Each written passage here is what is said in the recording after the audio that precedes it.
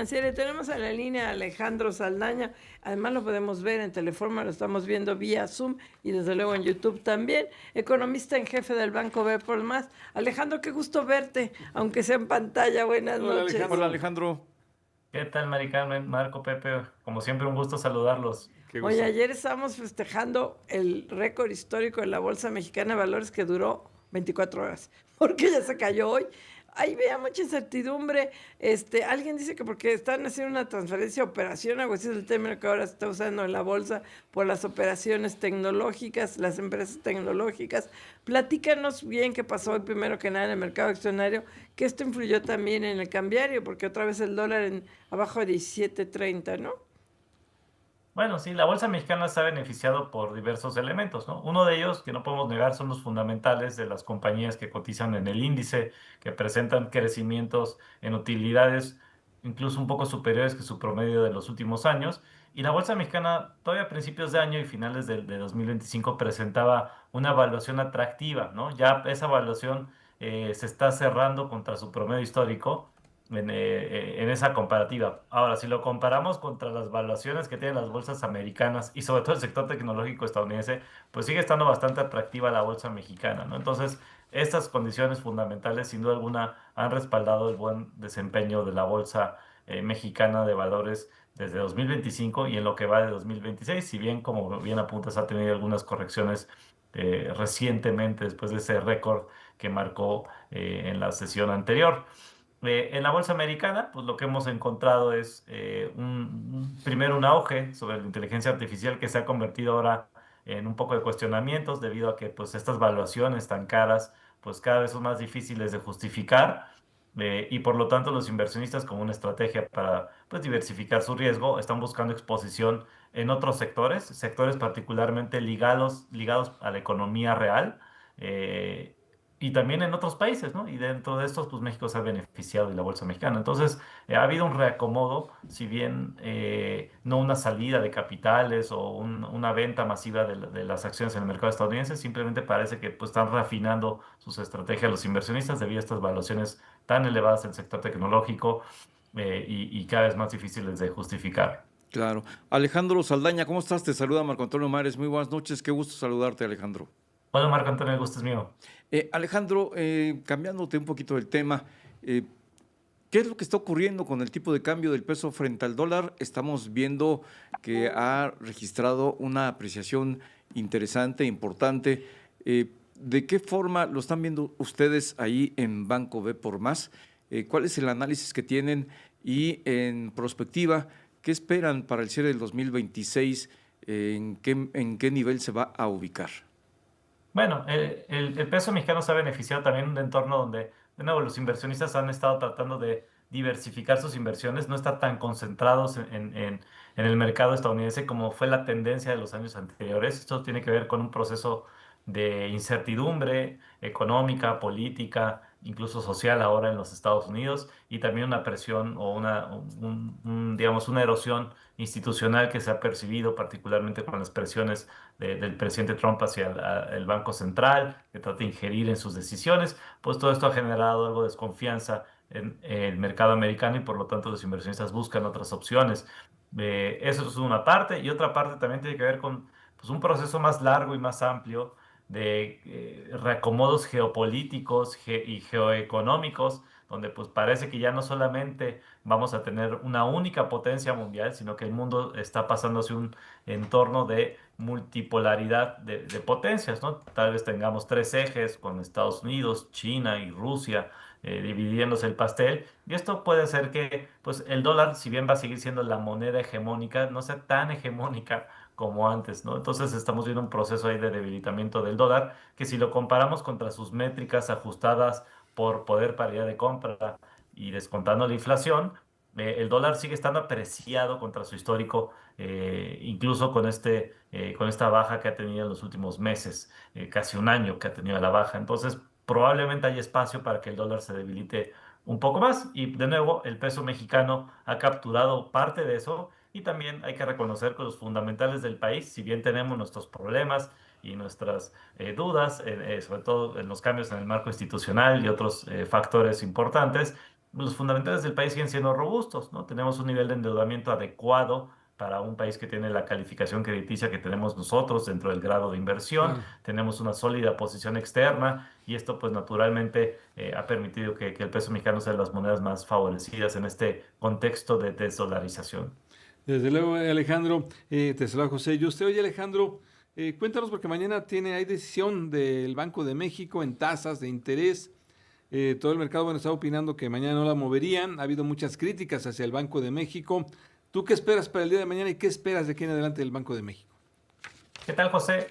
Bueno, creemos que hay poco espacio o nulo para que las tasas de interés bajen un poco más. Esto porque la tasa de interés ya está en el terreno neutral, ¿no? En un terreno donde ni se estimula ni se restringe el crecimiento económico y por lo tanto tampoco se hace mucho por combatir la inflación.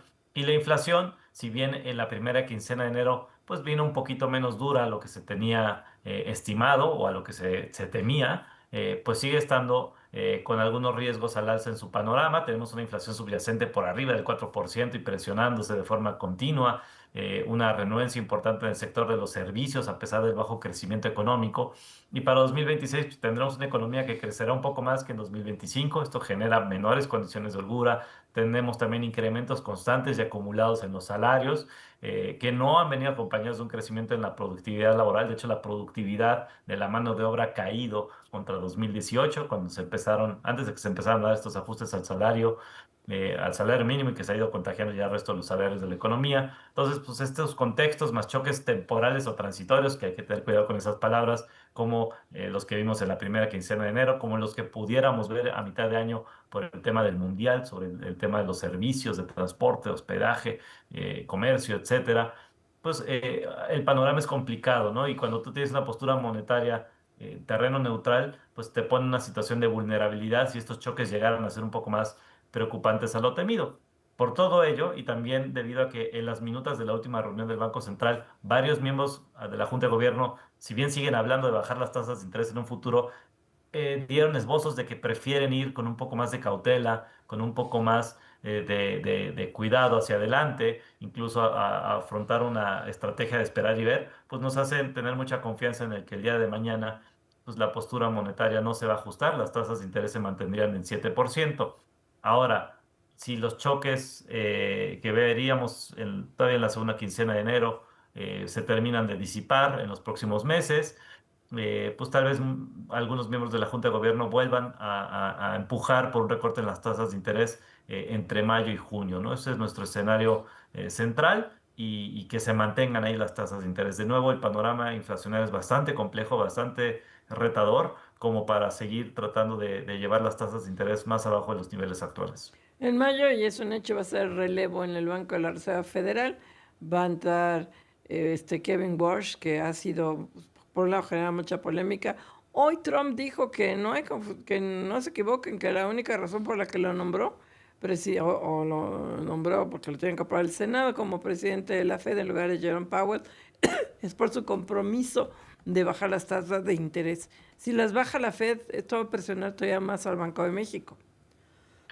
Podría darle en principio un poquito más de espacio, ¿no? Esto también debilitaría tal vez aún más al dólar, que esto me parece que ya está incorporado, ¿no?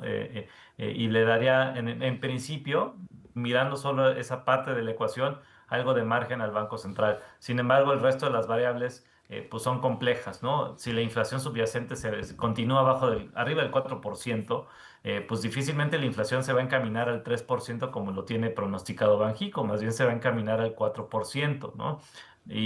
Pues esto porque el mismo Banco Central ha explicado muchas veces que la inflación subyacente, es decir, la que quita los componentes más volátiles de la canasta de precios, es la que determina realmente la tendencia de la inflación. Entonces, pues esto nos quiere decir que la tendencia de la inflación más bien está hacia el 4 que hacia el 3%. Y recordemos que el Banco Central opera bajo un esquema de objetivos de inflación con base en pronósticos. En la medida en la que los pronósticos de inflación del Banco Central se vayan cumpliendo, pues el Banco Central podrá ir ajustando y afinando su postura monetaria. Ahora, el Banco Central espera que la inflación baje mágicamente al 3% en el tercer trimestre, lo cual es poco creíble, y por lo tanto el Banco Central va a tener que ajustar al alza sus pronósticos en adelante, y esto sería, pues, muy incongruente bajar las tasas de interés en este contexto de revisión al alza en los pronósticos inflacionarios y un balance de riesgos para la inflación sesgado al alza, ¿no? Más allá de lo que haga la Reserva Federal, hay bastantes retos aquí en el frente inflacionario. Claro, estamos platicando con Alejandro Saldaña, economista en jefe de Banco B por Más. Alejandro, ¿cuáles son los elementos fundamentales que han impedido que la inflación en México pues alcance el objetivo que se autoimpuso el Banco Central?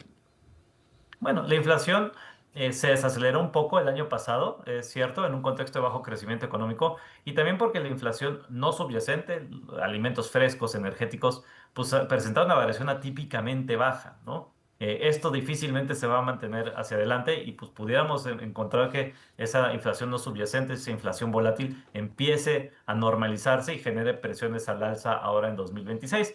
Eso es un factor que estamos incorporando. Otro factor es justamente estas presiones salariales, pues pueden hacer que la inflación en servicios, que es también muy sensible al ciclo económico, haga que pues ya no baje mucho más allá, a pesar de que no vamos a crecer mucho este año en términos de economía.